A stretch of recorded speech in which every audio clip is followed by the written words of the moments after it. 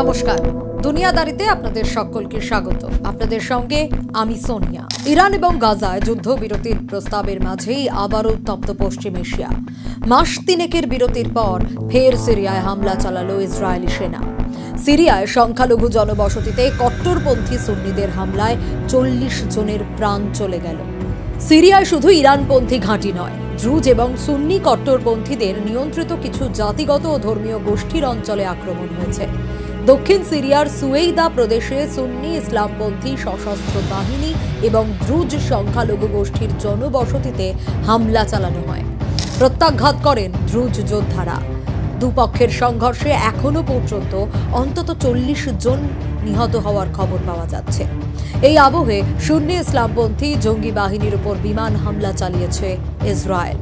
সিরিয়ায় বসবাসকারী সংখ্যালঘু ধর্মীয় গোষ্ঠী হিসেবে দ্রুজরা পরিচিত।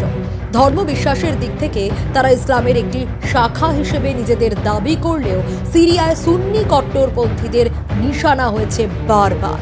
2011 সাল থেকে সিরিয়ার গৃহযুদ্ধে বহু সুন্নি গোষ্ঠী অস্ত্র তুলে নেয়। এদেরই একাংশ এখনও দক্ষিণ সিরিয়ায় সক্রিয়। যদিও তারা ইরানের বিরুদ্ধে, কিন্তু তাদের আঞ্চলিক প্রভাব এবং কিছু চরমপন্থী কার্যকলাপ ইসরায়েলের নিরাপত্তার জন্য চিন্তার কারণ বৈকি। কেউ কেউ ইসরায়েলের বিরুদ্ধে সশস্ত্র জিহাদের কথাও ঘোষণা করেছে। তারই ফায়দা তুলেছেন বেঞ্জামিন নেতানিয়াহু। সংখ্যালঘু দ্রুজদের রক্ষার উদ্দেশ্যে 3 মাস আগে সুন্নি দ্রুজ সংঘর্ষের সময় ইসরায়েল হামলা চালিয়েছিল সিরিয়ায়। নেতানিয়াহুর সরকার জানিয়েছিল সংখ্যালঘু দ্রুজ সম্প্রদায়কে রক্ষা করা তাদের নৈতিক দায়িত্ব।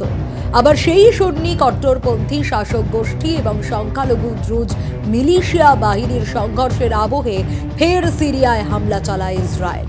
এই আক্রমণের শিকড় পশ্চিম এশিয়ার রাজনৈতিক সমীকরণে বড় প্রভাব ফেলবে বলেও মনে করছে বিশেষজ্ঞ মহল। 2024 সালের অক্টোবরে গাজায় হামাস ইসরায়েল যুদ্ধ শুরুর পর থেকে পশ্চিম এশিয়ায় সংঘাতের পরিধি বেড়েই চলেছে। এখন এই সংঘাত আর কেবল গাজায় সীমাবদ্ধ নেই। ইরানপন্থী মিলিশিয়া বা তাদের অস্ত্র সরবরাহের পথ বন্ধ করতে সিরিয়ার ভেতরেও হামলা চালাচ্ছে ইসরায়েল বাহিনী। জুলাই 2025-এর দ্বিতীয় সপ্তাহে ইসরায়েলি যুদ্ধ বিমান সিরিয়ার দক্ষিণাঞ্চল, বিশেষ করে সুয়েইদা, দামাস্কাস এবং দেরা প্রদেশে একাধিক বিমান হামলা চালায়। হামলায় ইরানপন্থী মিলিশিয়া ছাড়াও কিছু সুন্নি কট্টরপন্থী গোষ্ঠী সহ কিছু স্থানীয় ধর্মীয় গোষ্ঠীর ঘাঁটিও ক্ষতিগ্রস্ত হয়। ইরান, সিরিয়া, হিজবুল্লাহ এই 3 সমান্তরাল অক্ষই এখন ইসরায়েলের মূল মাথা ব্যথার কারণ।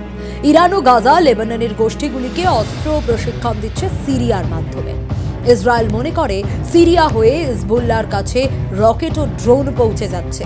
গাজার ইসলামিক জিহাদের সঙ্গে তথ্য ও অস্ত্র আদান প্রদান হচ্ছে। ইরানি সামরিক কর্মকর্তারা সিরিয়ার মাটিতে ঘাঁটি তৈরি করেছে। ইসরায়েলের কাছে সিরিয়া এখন ইরানিয়ান করিডর। ইরান ও তার সমর্থিত গোষ্ঠীগুলি যেমন লেবাননের হিজবুল্লাহ, ইরাকের শিয়া মিলিশিয়া এবং ইয়েমেনের হুথি সব মিলিয়ে একটি অ্যাক্সেস অফ রেজিস্ট্যান্স তৈরি হয়েছে। ইরান কি চায়? ইরান চায় সিরিয়ার মাটিকে ব্যবহার করে অস্ত্র, রকেট, প্রযুক্তি পৌঁছে দিতে হিজবুল্লাহর হাতে। ইসরায়েল বারবার বলছে তারা সিরিয়াকে ইরানের সামরিক ঘাঁটি হতে দেবে না।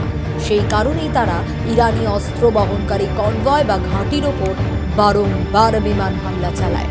এই কথা বলা যায় এই আক্রমণের একটি বড় কারণ ইরানের প্রভাব রোধ করা।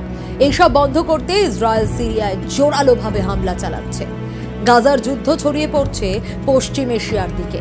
লেবানন সীমান্তে হিজবুল্লাহর সঙ্গে চলছে গোলাগুলি। ইয়েমেনে হুথি বিদ্রোহীরা ইসরায়েলগামী জাহাজে হামলা চালাচ্ছে। সিরিয়া হয়ে ইরান অস্ত্র সরবরাহ করছে লেবানন ও গাজার জঙ্গি গোষ্ঠীগুলিকে। এই পরিস্থিতির পূর্ণ ফায়দা তুলতে মাঠে নেমেছে বেঞ্জামিন নেতানিয়াহু। যেখানেই শত্রুপক্ষ তৈরি হচ্ছে সেখানেই আগে ভাগে হামলা চালানো হচ্ছে। পশ্চিম এশিয়ায় ইসরায়েলি আধিপত্য বিস্তারের লক্ষ্যে প্রথমে সিরিয়াকেই বেছে নিয়েছে ইসরায়েলি সরকার। জাতিসংঘ এই ধরনের হামলার বিরুদ্ধে সতর্ক করেছে ইসরায়েলকে।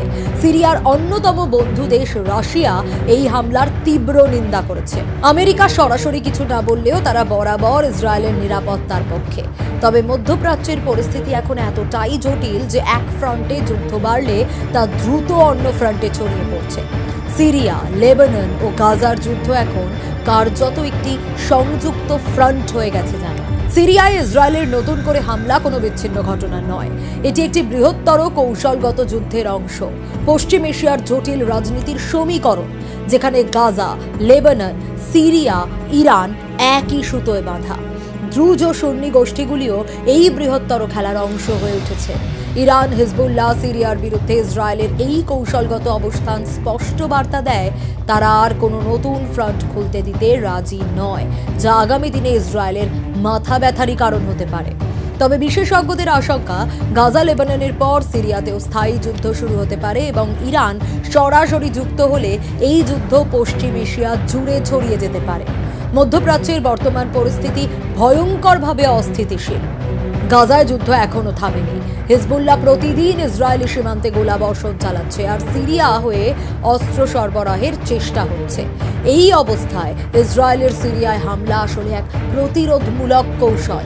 তবে প্রশ্ন উঠছে, এই প্রতিরোধমূলক হামলা শেষ পর্যন্ত পশ্চিম এশিয়াকে কোথায় নিয়ে যাবে?